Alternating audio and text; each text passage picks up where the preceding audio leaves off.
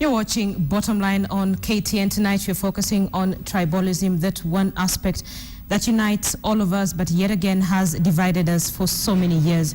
We have a team stationed in Eldoret. They are hosting a panel who are looking at the issue of tribalism. How did we get here, and really how can we get out? In studio I have Eric Kyoko, a young man who survived the 2007 post-election violence, lost an arm, and he says all he's looking for probably is justice. He lost his arm, says he has no idea where it is. That is just one experience, one narration from one victim. Let me take you to Eldoret where our team is on standby. Yvonne Okwara.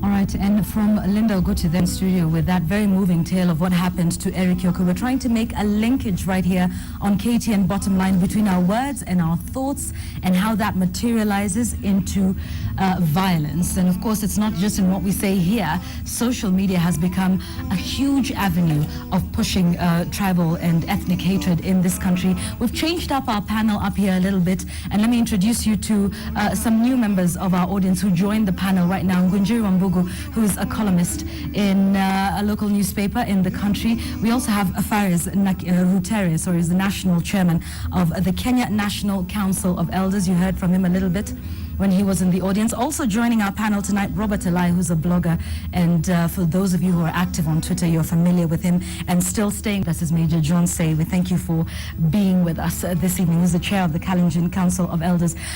Let's start with you, Ngurunjiru. You write a lot of articles on this. You have been quite active on social media, especially in the wake of Mpeketoni. Why is this such an issue that causes us to write about it, to tweet about it, to put Facebook posts about it, and to send text messages? Personally, I think tribalism, as it affects Kenya, is a result of incomplete discussions by leaders of tribes. First and foremost, it's important for us to understand that, unlike what we actually try to gloss over, Kenya was actually formed as a coalition of tribes. When you think about the group that went to Lancaster, there were people who came from different tribes who went and negotiated on behalf of their tribes. Now, the problem we have as a country is that negotiations are held privately by the leaders, our political leaders, and I mean, with all due respect to our elders, our political leaders have become the representatives of the tribes. There are conversations they have privately in boardrooms, in clubs, and they say, we're going to give you this if you give us this, and they negotiate. Then they come and implement those decisions in public without telling us exactly what they agreed on. I'll give you a few examples. Kenyatta must have agreed something with Jaramogi, and Ngei, and Ngala. In 2002, Kibaki and Raila agreed on something.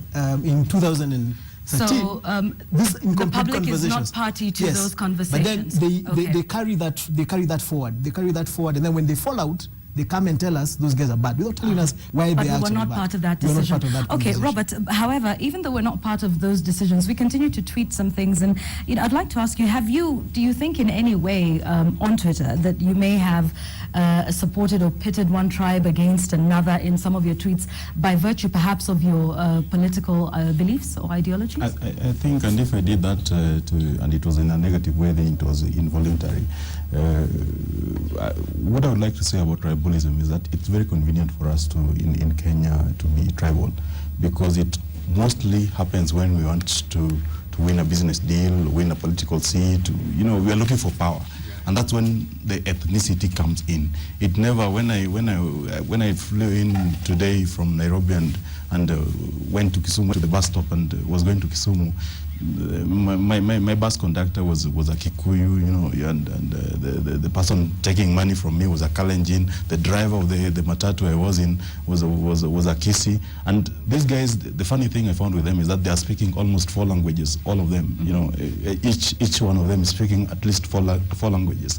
And among us, we were not even talking about, we were not even seeing the negativity we are seeing, we are experiencing so much online. So what is it about online that makes it so easy? The anonymity of it? No. I think what is happening online is what is being, people are reflecting people are just amplifying what is actually happening. If people are talking about discrimination, if you're talking about discrimination, it's happening from the office of the president down to the smallest levels. So. Important point. Ngurunjiru, when is it hate speech? When is it ethnic hatred? And when is it making or giving some hard truths? For example, if you are making an observation that people from one community seem to be getting jobs in a particular ministry, is that hate speech? Is that ethnic divisions? Or is that just stating an obvious hard truth? I think Kenyans have a problem with home truths. We've spent so much time trying to, as I said, we have an incomplete conversation that began in terms of how the tribes agreed. And then at some point it stopped, it's told. You asked the question about why it's easier to say some things online. It's because you're under the misrepresentation that what you say online is what you can say at home. The private conversations we have at home then are now being posted on blogs, are being posted online, just the same way we have them at home. I mean, what is happening in the Kenyan online community is that we are actually speaking the things we say within ourselves. Now, the second point of when does it become hate speech? We have denounced truth in some cases, especially uncomfortable truth. For example, if I have a problem as a Kikuyu and I say that mnatuonea, people keep beating us.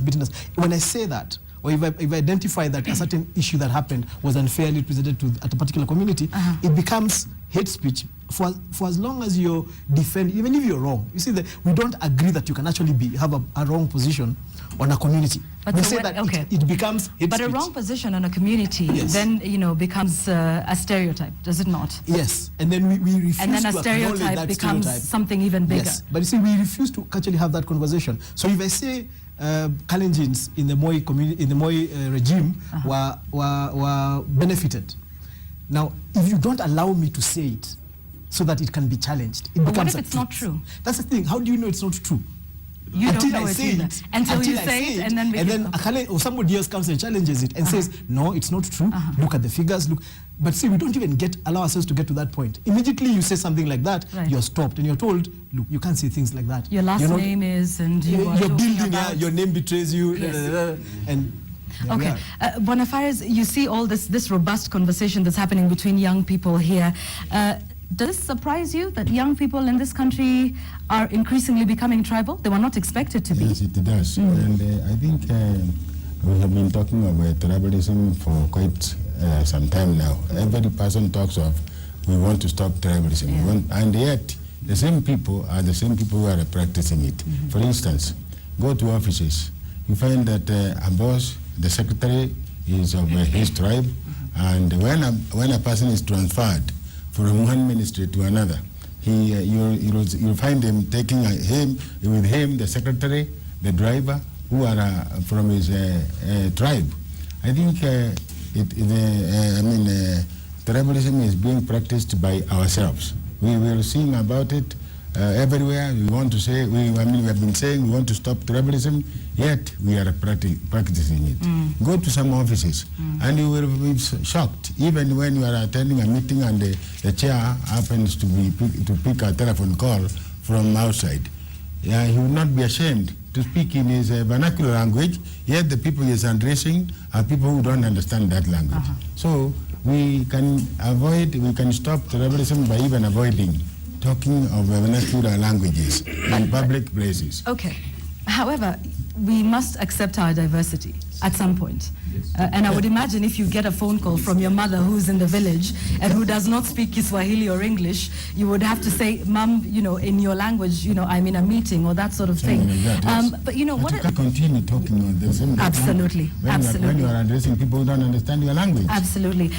Just before we quickly go into a break, Robert, we were discussing this a little earlier, and somebody said there's no difference between Mungiki, Chinkororo, and all these other tribal groupings and the same groupings that we see on Twitter and on Facebook, people hurdling together. I mean, in any discussion you have, you can almost tell the tweets from people whose names begin with. Yeah, and it's not only on Twitter, even offline. Right. Even in the marketplaces, people go. Even if you go to Ambassador in Nairobi, you'll find people. They group among their tribes, and they discuss what's convenient to them. And if you go there with a divergent view, even today, if I go there and say that, I'm a Luo, but I disagree with what Raila did, You're and a so on. traitor. And the funny thing is that you have all these Wazes here, and I respect them so much. There's nobody I respect like the Wazes. The funny thing is that the politicians put them where they are, and politicians use them for their convenience. When they disagree with the politicians, the new Wazes comes in. It happens among the Kikuyu, the Luos, So these Wazes, if we are serious about addressing tribalism, then we should have Wazes who, whether we agree with them or disagree with them, they are our Wazes. And also the politicians, they should not use the tribalism only comes in when they are looking for something. When Raila was supporting Uhuru, when Raila was supporting Kibaki, Raila was a jamba. When Raila was friend to Ruto, the Luos and the Kalenjins were together. Right. But now that's the Kalenjin and the Luos imagine that they are enemies. It's imaginary. Because if I go and take a Hold that thought, Robert. The conversation, yes, and hold that thought, Boniface, as well, because we do need to take a break, but we will come back and continue with our discussion. You're watching KTN Bottom Line. Keep it here and keep your feedback coming in. Our SMS number 22155. Our hashtag on Twitter is KTN Bottom Line. We will be right back.